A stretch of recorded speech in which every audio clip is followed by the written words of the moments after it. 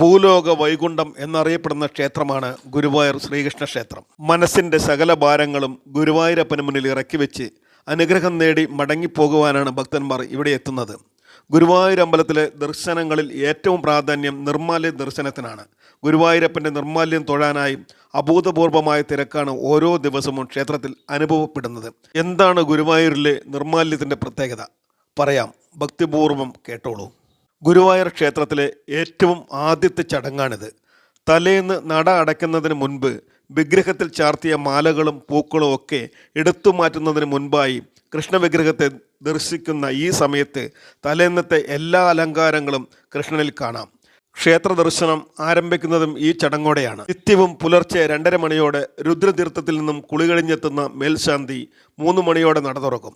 നാരായണീയവും ജ്ഞാനപ്പാനയും ഹരിനാമകീർത്തനവും ഒപ്പം ശംഖനാദവും തകിലും നാദസ്വരവും മുഴങ്ങി